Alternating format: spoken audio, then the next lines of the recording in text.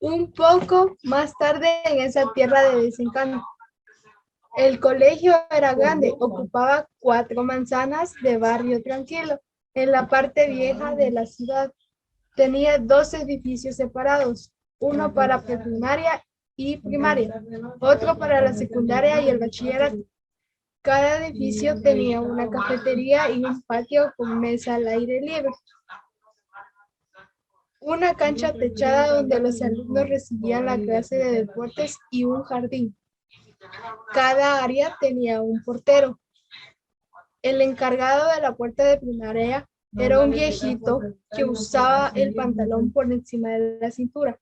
Llevaba tirantes y unos anteojos muy gruesos y pesados. En los grados básicos de la secundaria y en bachillerato se compartía el trabajo una señora que parecía troll de cueva, con todo y sus verrugas y el mal genio, y un tipo no tan viejo, súper mal encarado y para nada amable. Adriana había descubierto que el portero de básicos dejaba salir a algunos alumnos, probablemente a cambio de un precio. Esa información le llegó por casualidad gracias a su tía Martina y ahora se valía de ella cuando no quería estar en ese lugar, algo que era cada vez más frecuente.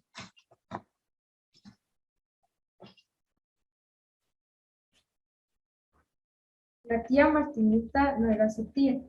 En realidad era una amiga de su mamá que la cuidaba por temporadas cuando sus papás no estaban en la ciudad. Vivía muy cerca del colegio y su mamá confiaba en ella ciegamente. Era regordeta y gentil.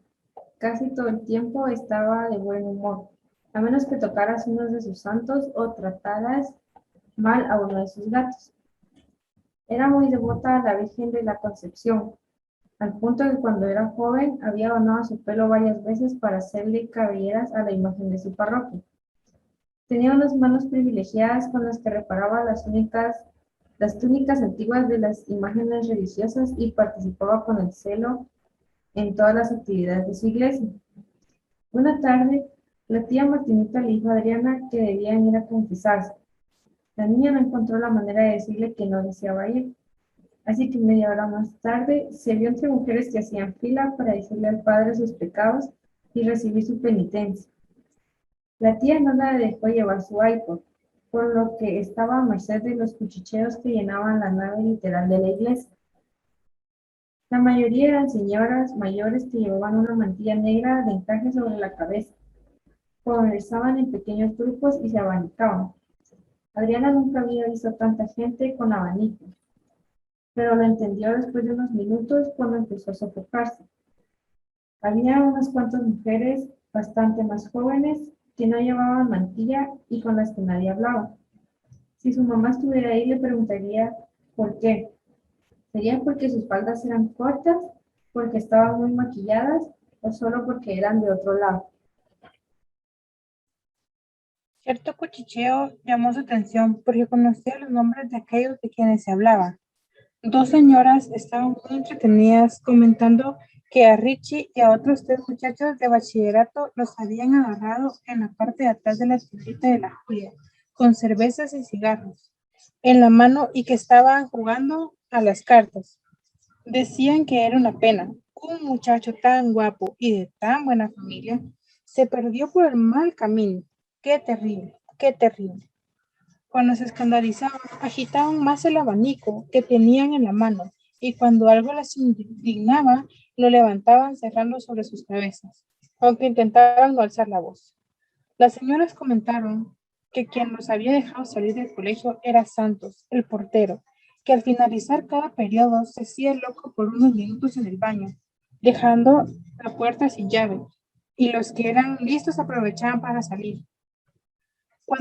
Cuando Adriana ya no quería estar en el colegio, se iba al patio, se escondía detrás de la última columna y se esperaba vigilando la puerta. A veces veía salir a otros y luego se escabullía. Una vez en la calle intentaba actuar natural, caminaba rápido pero sin correr. Cuando llegaba a la esquina se ponía el pantalón y el sudadero que llevaba en la mochila. Por lo regular volvía a su casa. Escalaba la enredadera que daba a la ventana de su baño y se quedaba dibujando en su cuarto todo el día.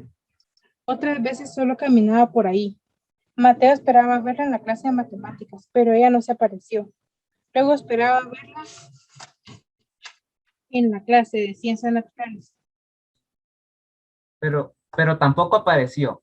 ¿Será posible que Adriana se hubiera escapado del colegio después del primer periodo? No, eso era imposible. Quizás se había sentido mal y había tenido que llegar a traerla o quizás había pasado algo en su casa. La imaginó sola llorando después de enterarse que su papá estaba grave en el hospital por una explosión en la planta de gas natural o después de saber que su mamá le había practicado una apendicectomía de urgencia o que su perro se había quebrado una pata por saltar desde la terraza al perseguir unos gatos callejeros que tomaban el sol en la vecindad. Entonces él podría ir a consolarla. La abrazaría y le diría que todo iba a estar bien. Adriana tendría perro. Bueno, era una de las cosas que podría preguntarle cuando hiciera el trabajo de historia. Cuando regresó a su casa por la tarde, su mamá lo estaba esperando en la sala. Tenía en las manos un libro. Él lanzó la mochila al lado del sillón y se acercó a saludarla. Ella tiró de él, lo abrazó, le dio muchos besitos en las mejillas y le alborotó el pelo como lo hacía cuando era pequeño. Ambos rieron y él se sentó con ella en el salón. Hablé esta mañana con el señor Morales cuando te fuiste a clases. Me hizo ver que eres un buen hijo, pero que podrías estar confundido con cosas porque estás pasando por una serie de cambios. Mateo la vio con horror. No quería tener la conversación con su mamá y él ya sabía lo básico respecto a las niñas, el amor y los cambios debido a la edad. Y todo ese tema de la pubertad habían hablado en la clase. Mario le había enseñado unos videos y otro niño en el bus le había contado otras cosas. No quería que su mamá le hablara de ellos. No estaba dispuesto a escuchar. Victoria conocía a su hijo. Le dijo que no iba a tener charla en ese momento, pero que quería que leyera El agitado corazón adolescente y que luego, si tenía alguna pregunta, podía platicar. Mateo tomó el libro y le prometió que lo leería, aunque sabía que era una de esas promesas que podría dejar pasar por el tiempo. Por cierto, en el gabinete de mi baño hay una loción que es de tu papá, por si la quieres. Ya ves que no funcionó. Si era de él, no lo quiero. Yo no quiero ser como él. No quiero que me digas que sea como él. Levantó la voz un poco más de lo que la situación ameritaba, pero la molestaba la sola idea de pensar que se convertiría en un hombre como su papá. Mateo quería ser un caballero, no el villano de la historia. No seas caprichoso. No es loción que usaba siempre. Es una loción nueva que solo se puso una vez y a ti podría gustarte. Solo No seas caprichoso, no es la loción que usaba siempre, es una loción nueva que solo se puso una vez y a ti podría gustarte, solo recuerda que no debes ponerte demasiada. Mateo ya iba camino de su cuarto, no quería seguir escuchando nada sobre la alusión de su papá. Además tenía cosas más importantes de qué preocuparse, como averiguar cómo quería Adriana, que se dividieran los temas del trabajo de historia, o si Adriana tenía perro porque había desaparecido durante el resto de la clase. Cerró la puerta de Cerró la puerta de su cuarto con fuerza y se tiró de panza sobre la cama. Por poco le dio un cabezazo a la pared. Por la mañana no había hecho su cama, solo la había estirado lo suficiente como para que su mamá no le reprochara nada. Odiaba hacer la cama. Le pareció una pérdida de tiempo si total en la noche iba a deshacerla de nuevo.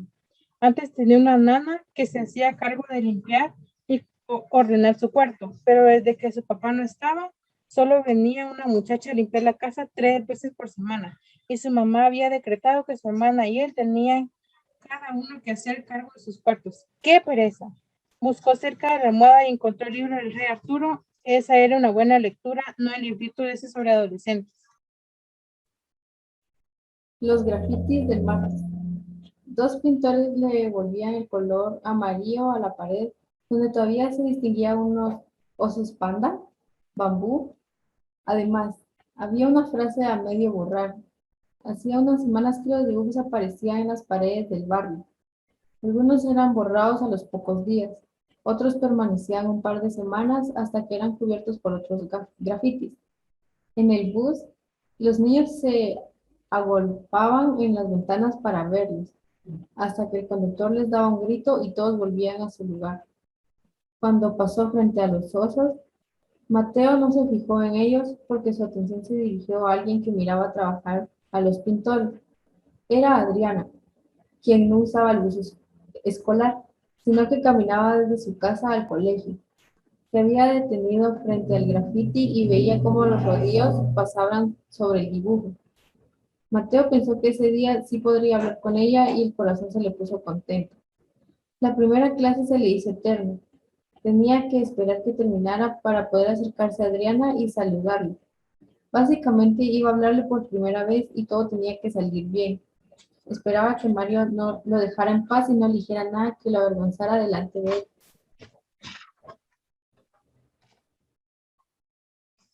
Aprovechó el camino de periodo para acercarse. Hola, Adri, ¿cómo estás?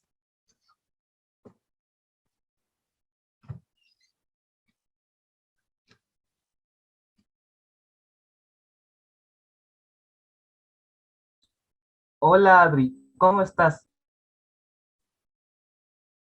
Solo mis amigas me dicen Adri. Mi nombre es Adriana.